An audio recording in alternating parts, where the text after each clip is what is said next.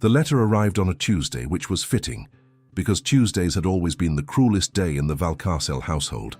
The day the accounts were reviewed, the day truths that had been carefully avoided through the weekend could no longer be postponed.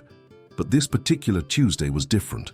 This particular Tuesday, the letter did not come from a creditor or a solicitor or a cousin in Seville with another request for money the family no longer had. This letter came on ivory paper, so thick it felt like a small reproach in the hand, sealed in dark green wax pressed with a crest no one in the receiving parlor immediately recognized.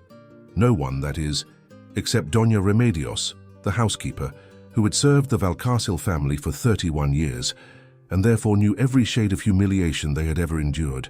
She recognized that crest. She said nothing.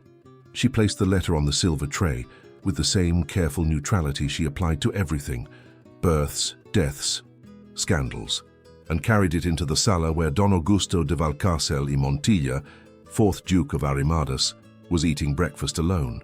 He was 63 years old. His hair had long since surrendered to white, but his eyebrows had refused. They remained dark and heavy above his eyes, two thunderclouds that had never quite broken into rain. He read the letter once very quickly. Then he set it down beside his coffee cup and did not touch it again for a full 5 minutes, which was how anyone who knew him could tell he was shaken. The letter was brief. In 4 sentences, it informed the Duke of Arrimadas that the property known as Hacienda del Cielo Roto, the estate his family had owned for 112 years, the land where he had been born, where his father had died, where his daughter had learned to ride, where 3 generations of Valcárceles had buried their dead and planted their olives and held their opinions of themselves, had been purchased. Legally, cleanly, irreversibly purchased, and the name on the deed was one he had not heard spoken aloud in 4 years. He stood up from the table without finishing his coffee, which he also never did. He walked to the window. Outside, the February light was doing what February light does in Castile, arriving sideways without warmth, illuminating everything without forgiving anything. The bare almond trees looked like they were waiting to be told something they already suspected. Don Augusto's hands behind his back were very still. Anyone watching would have thought him composed, but the stillness was not composure. It was the particular quality of a man who has been struck somewhere old and internal, somewhere the wound doesn't bleed outward.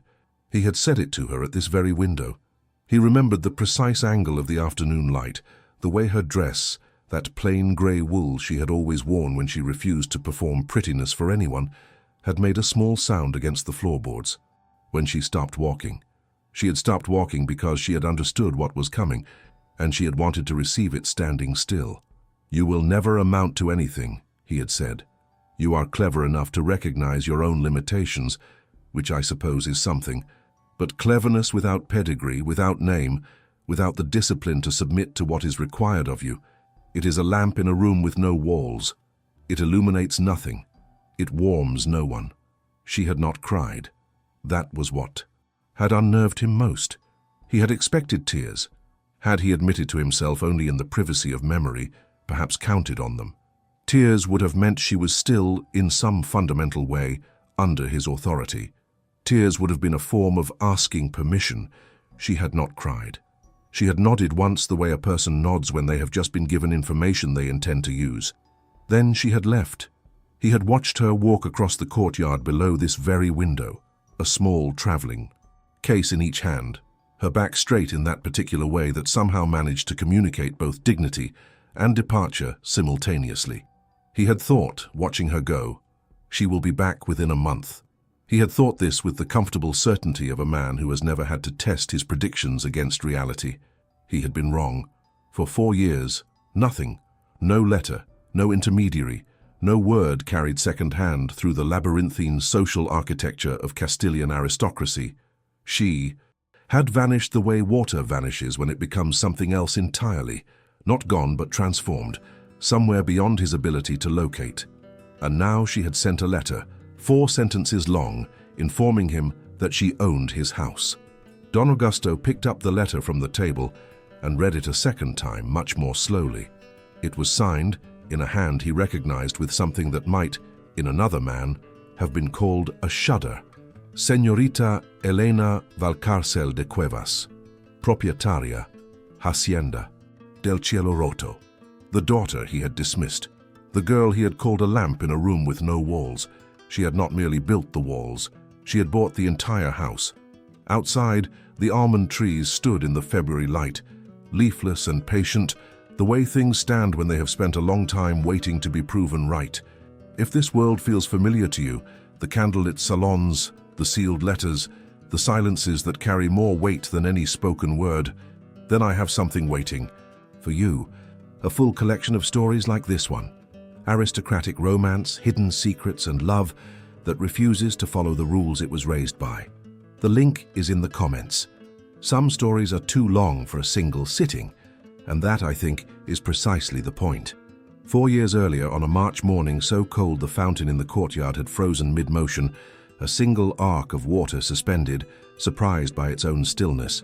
Elena Valcárcel had arrived in Madrid with 43 reales, one dress she considered presentable, and a mind that had been systematically underestimated for 24 years.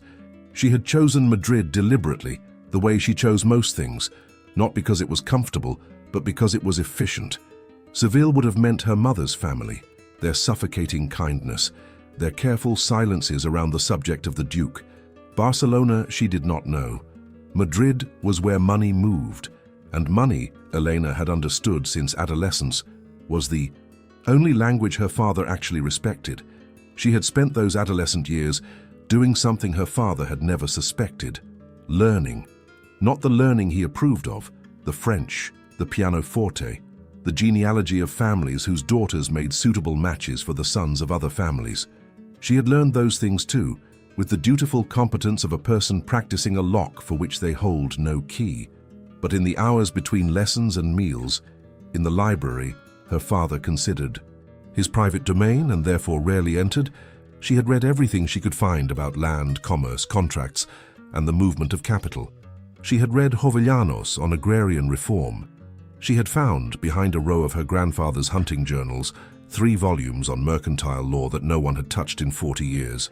She had taken notes in the margins of her own letters, which she then destroyed. She had a good memory, a specific, almost surgical memory for numbers, and she had used those years to fill it.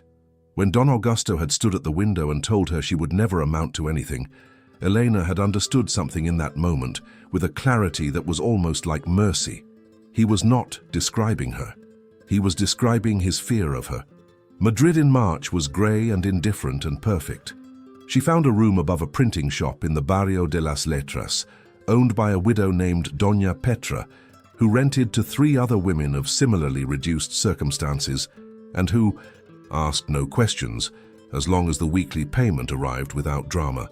The room was small enough that Elena could touch both walls simultaneously if she stretched her arms, which she did once, experimentally, on the first morning, as a kind of assessment. She found work within a week. Not the work she intended, not yet, but the work that would fund what she intended. She read letters aloud for a solicitor whose eyesight had been failing for 2 years and who had so far managed to keep this fact from everyone except his clerk, who was 17 and discreet. Elena read, summarized, identified what was consequential and what was not, and did so with a speed and accuracy that caused the solicitor, Don Fermín Azcárate, to look at her over his reading glass frames with an expression she would come to recognize in many men over the following years. Surprise at her competence, followed immediately by the instinct to reassign that competence to something other than her. She let him do it. She understood that the reassignment was the price of admission, and that admission was currently more important than credit. What she was listening for, in the documents she read, was opportunity. She was not passive about this. She was systematic. She catalogued what she heard the way a naturalist catalogues specimens, the tobacco merchant whose son had left for Buenos Aires and taken half the operating capital, the widow in Extremadura whose land had been quietly misvalued by an assessor, with loyalties to a competing buyer, the textile importer whose debts had been structured in a way that made them appear larger than they were, suppressing his credit rating without his understanding why.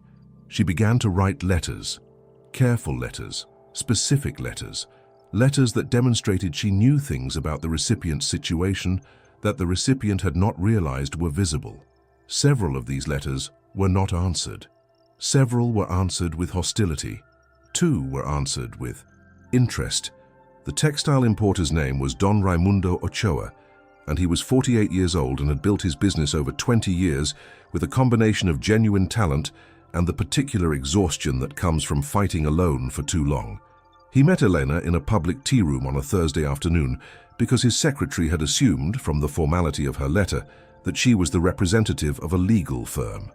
When she arrived alone, he looked at the door behind her as if expecting someone else to follow.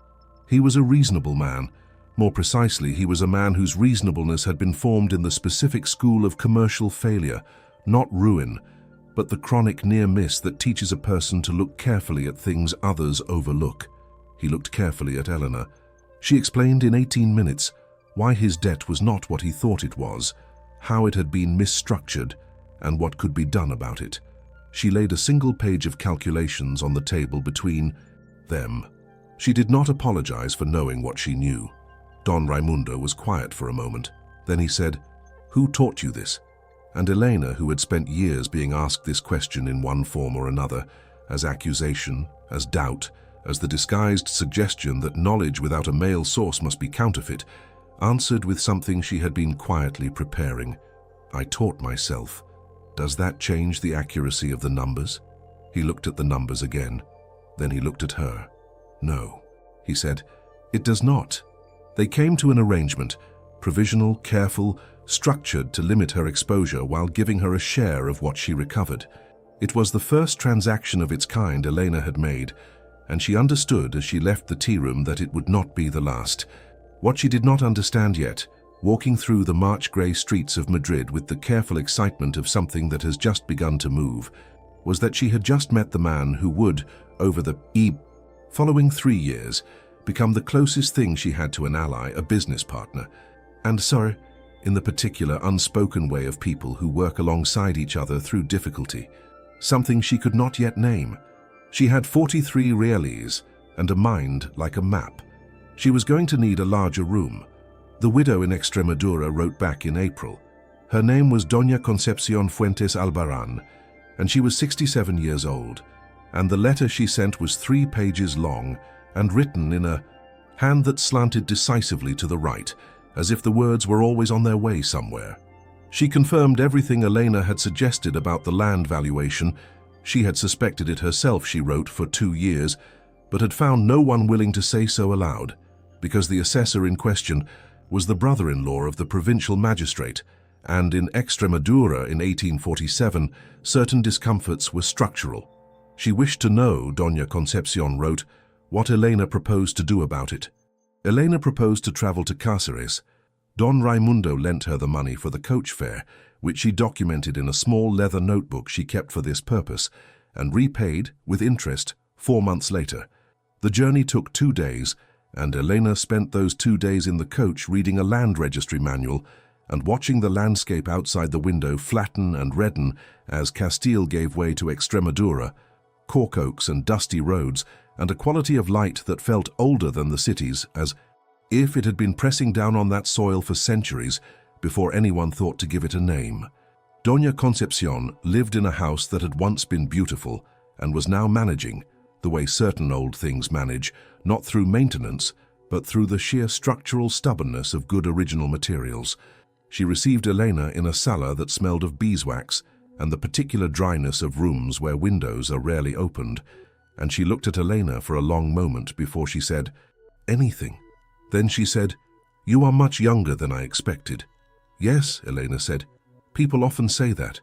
She did not say, and then they use it as a reason not to listen. She had learned not to say the second part aloud. She simply waited, which was itself a kind of response. Doña Concepción turned out to be a woman of the same specific school as Don Raimundo, formed by the experience of being underestimated so long that she had developed an accurate eye for those who knew things they were not supposed to know. She had managed her late husband's estates for 11 years while he was alive and pretending to manage them himself, and for 6 more after his death. And she was not, she said with a dryness that was the only form of humor she permitted herself, unfamiliar with the particular comedy of competence in an unexpected vessel. The land, Elena said, was assessed at 40% below market value. The document trail suggests the suppression was deliberate, not accidental. There are 3 specific irregularities in the record. I can show you where they are. She laid the papers on the table between them, the same gesture she had made with Don Raimundo, and watched Doña Concepcion read. The older woman read carefully, her finger moving along the lines without quite touching the paper, as if reading by proximity. When she finished, she set the documents down with the precise alignment of someone who has spent years putting things exactly where they belong. "What do you want?" she said, not unkindly, simply with the directness of a woman who has run out of patience for the journey around a question. 10% of the recovery, Elena said, and a letter of reference. Doña Concepcion looked at her. "The letter," she said, "or the 10%? "Both," Elena said. "But if I must choose, the letter." Something shifted in the older woman's expression. It was not warmth exactly. It was the specific recognition of one competent person by another, across a gap of 40 years, and the entire Castilian social order. "You shall have both," said Doña Concepcion. The legal correction of the land assessment took 7 weeks, and the involvement of a Madrid solicitor, not Don Fermin, but a younger man Elena had by now identified, a Don Hector Beltran, who was hungry for cases that established precedents and who had a gift for making procedural arguments sound like moral imperatives. The recovery exceeded Elena's projection by 12%, which meant Doña Concepcion received substantially more than she had expected. The letter of reference that arrived at Elena's room above the printing shop 3 weeks later was 3 paragraphs long. It described Elena's analytical capacity, her discretion, her understanding of property and contract law. It said, in the measured language of a woman who chose each word as deliberately as a chess move, "I have rarely encountered a mind so organized by principle. She will go, I believe, considerably further than anyone in her present circumstances has permitted themselves to imagine." Elena read the letter twice, standing at her small window above the printing shop, the noise of the street rising around her in its ordinary way. She folded it carefully and placed it in a separate compartment of the leather notebook. It was the first time, she realized, that anyone outside herself had said, in writing, what she intended to do. She wrote a second letter to Doña Concepcion. A short one. It said only, "Thank you for seeing clearly." The answer arrived 2 weeks later, equally brief. "I have had a great deal of practice." By the autumn of 1848, Elena had 23 clients. She had not set out to build a practice. She had set out to survive, and then to accumulate enough capital to act on a specific idea she had carried in the back of her mind since she was 19 and reading her grandfather's mercantile law volumes in secret. But the practice had built itself from the referrals of the satisfied, and by October of that year she was occupying not a room above a printing shop, but 2 rooms on the 2nd floor of a building on the Calle de Alcalá, with a small anteroom that could function as an office, and a desk that had been made for someone considerably larger than her, and which she had chosen precisely for that reason. Don Raimundo had become her primary financial partner.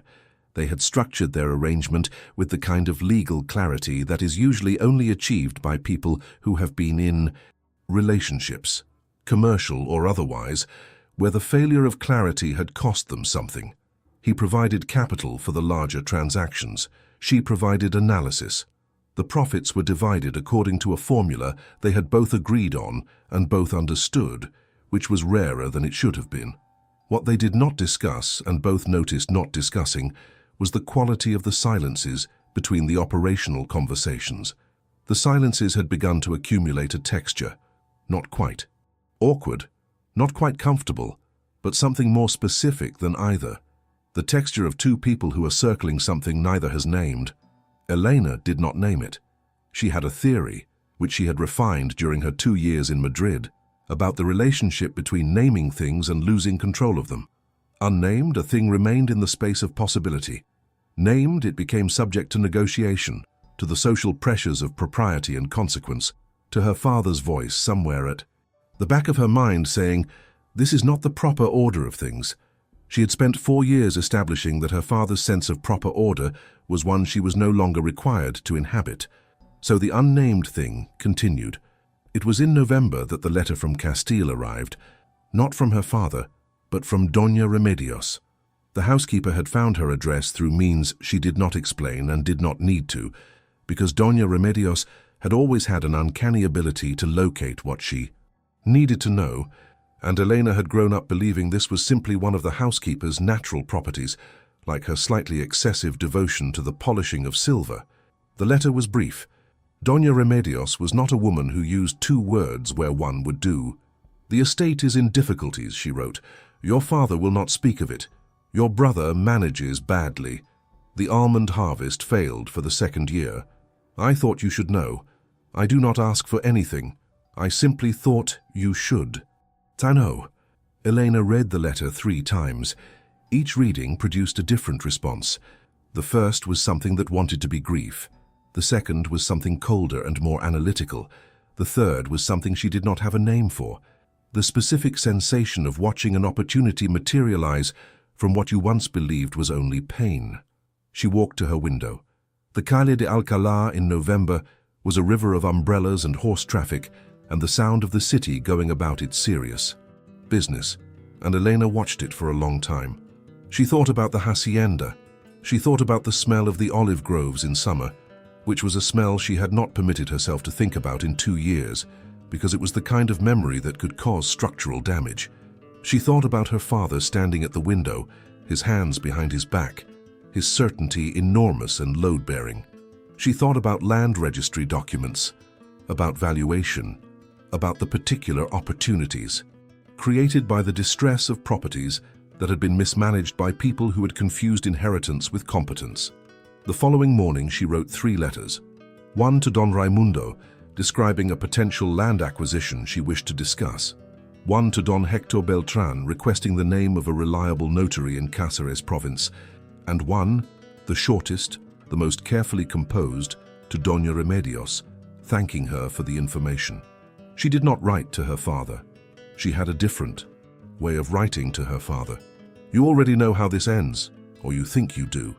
But if you would rather not wait for the next story, if you would prefer to spend your evenings in worlds like this one every single month, there is a place for that. My Patreon members receive exclusive stories, longer, quieter, more intimate than what I can offer here. The link, as always, is in the comments. Come find us. We keep the candles lit. The acquisition took 8 months. 8 months of legal, architecture, of financial engineering, of the particular patience required when you are building something that must not be visible until it is complete. Elena worked through intermediaries for the land purchase, a practice that was common enough in complex transactions to draw no attention, but which in this case had an additional advantage. Her father would not know, until the papers were signed, who had bought his home. Don Raimundo knew the full shape of what she was doing. He had sat across from her at her large desk on a grey December morning while she laid out the plan, not the emotional architecture of it, which she did not lay out for anyone, but the financial structure, which was exact and defensible and brilliant in the specific way that plans are brilliant when they have been thought about for a very long time. He had listened without interrupting, which was one of the things she valued in him, his ability to remain quiet while a complete structure was built in front of him to wait until it was finished before he responded. When she finished, he was quiet for a moment. Then he said, "Why?" She understood he was not asking about the financial rationale. The financial rationale was evident. "Because," she said, and then she stopped. It was the first time in 4 years she had stopped mid-sentence in front of him. She looked at the papers on her desk. Outside, the December rain was doing its methodical work on the windows.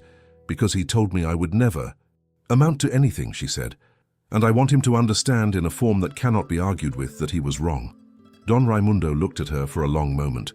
His expression had that particular quality.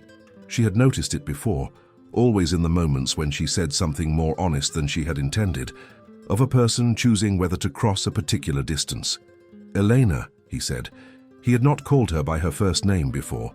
They had been Don Raimundo and Señorita Valcárcel for 2 years, which was both appropriate and, she realized as she heard her name in his voice, entirely beside the point. "Yes," she said, not answering a question, just acknowledging that the moment had arrived. "When this is done," he said carefully, "I would like to speak with you about something that has nothing to do with land." The rain continued its work on the windows.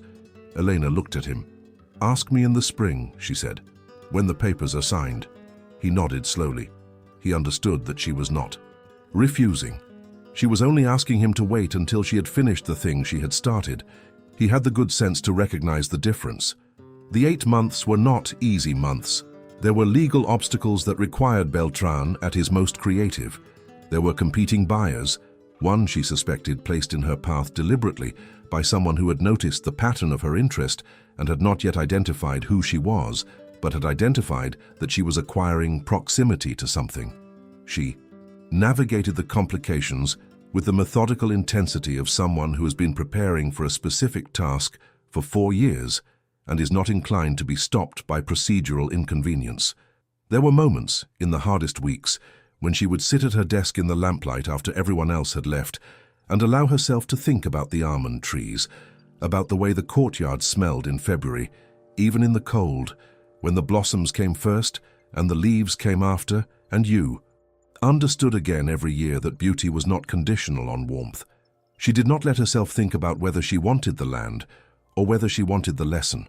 She suspected, on her most honest nights, that she wanted both, and that this was neither an admission of weakness nor a contradiction in her character, but simply an accurate description of what she was, a woman who could hold 2 things in the same hand without dropping either. The papers were signed on a Tuesday in February. Don Héctor Beltrán used a notary in Salamanca, neutral ground, a city neither in Madrid nor Extremadura nor Castile, a city of stone and scholars, and the particular ancient gravity of places where documents have been signed for centuries. Elena dressed carefully that morning, not in the grey wool of her departure 4 years ago, but in a deep blue that was serious without apology, and she signed her name, Elena Valcárcel de Cuevas, Propietaria, with the same decisive calm with which she did everything that mattered.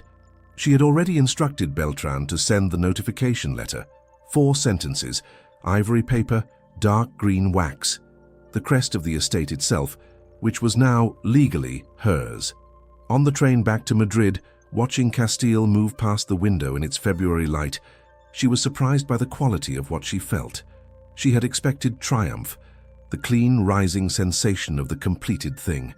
What she felt instead was more complicated and more quiet. It was something like "so now you know," not gloating, not vindication exactly, something closer to the closing of a gap that had been open for 4 years, a wound that had been maintained not by her grief, but by her father's continued existence in a world where he had not yet been shown to be wrong. She would let him have the house. She had already decided this, in the way she decided things, not with drama, but with the private certainty of someone who has thought past the obvious outcome to the one that actually serves the thing they want. She did not want her childhood home. She had not needed it for 4 years, and what she needed now was not land but proof, irrefutable, legal, notarized proof, in a form that could not be debated or dismissed or reframed as cleverness without pedigree. She had the proof. What she did with the land after was a separate matter. Don Raimundo met her at the Madrid train station. She had not asked him to. He had simply been there, on the platform, in his good coat, with the particular expression of a man who has waited patiently for something and is finding the waiting more revealing than he had anticipated. She walked toward him across the platform. The station was full of its ordinary noise and motion, the hissing steam, the porters, the reunions and departures that are the daily business of train stations. "Well?" he said. "Well?" she said. He was quiet for a moment. Then he said, "You promised me spring, but it is still February." She looked at him. Behind him, through the great arched windows of the station, the February light was doing its sideways thing, arriving without warmth, illuminating without forgiving. "February," she said, "is when the almonds bloom." He understood her perfectly. She had not expected anything less. In the spring, he asked his question. She answered it, not with the single word he had been careful not to assume, but with the longer, more honest answer that the question deserved.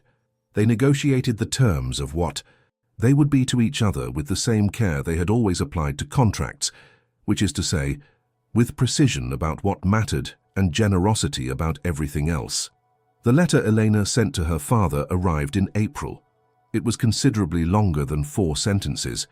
It explained that she had no interest in removing him from the hacienda, that she was offering him a residency arrangement, formal and legal and structured to protect both parties, on the following terms.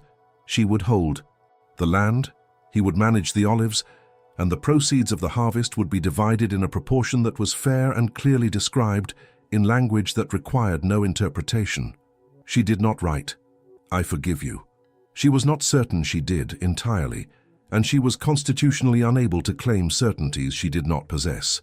She wrote, "I believe this arrangement can serve us both. I am willing to try if you are. Don Augusto de Valcárcel y Montilla, 4th Duke of Arrimadas, read the letter 3 times. He stood at the window where he had always stood, and he looked at the almond trees which were in bloom now, white and quiet and indifferent to the dramas of the people below them. He thought about the girl who had stood in this room and received his judgment without flinching. He thought about the quality of her stillness that day, a stillness he had misread as submission, and which he understood now, looking back across 4 years, had been something else entirely. Had been, in fact, the specific stillness of someone who has already decided. He wrote back. His letter was brief, perhaps because he was choosing his words with uncharacteristic care, or perhaps because certain acknowledgements, after a lifetime of withholding them, require very few words to carry the full weight of what they mean. "I accept your terms," he wrote. "I find I have been corrected on several points of significance. I do not offer excuses, as I do not believe they would serve either of us.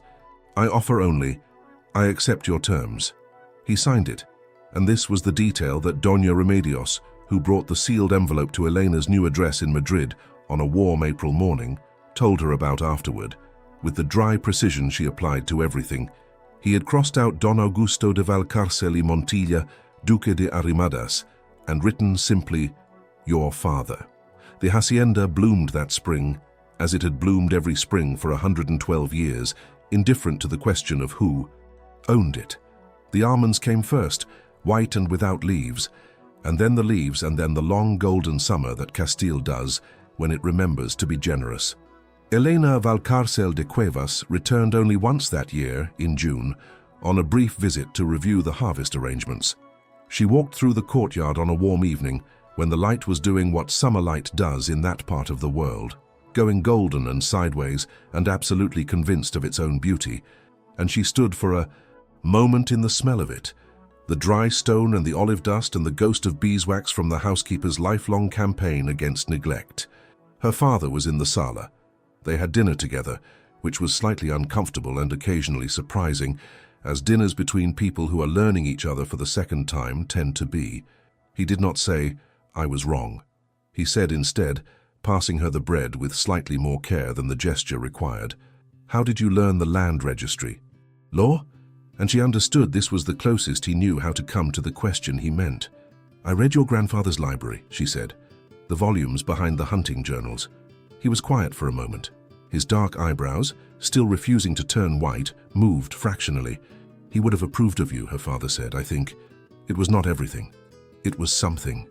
Elena looked at the bread in her hands and decided, in the private way she decided things, that it was enough, not because it settled anything permanently, but because settlement was not what she had been seeking. She had been seeking proof. The proof existed. What happened after proof is something each person must navigate alone in the particular light of their own particular Tuesday. Some things we carry for years, shaped like wounds, and discover later, much later, usually too late for the discovering to be comfortable, that they were maps.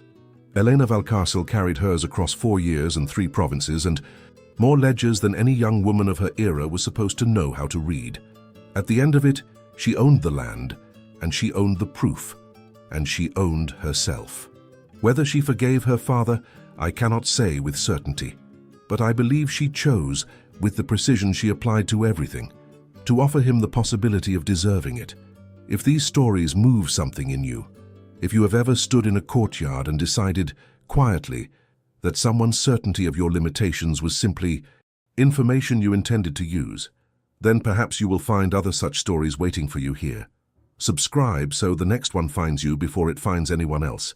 And if you want more, the longer stories, the ones told only to those who come closer, the Patreon link is in the comments. We tell these stories because they are true in the only way that matters. They describe what people are capable of when they finally decide to believe their own accounting.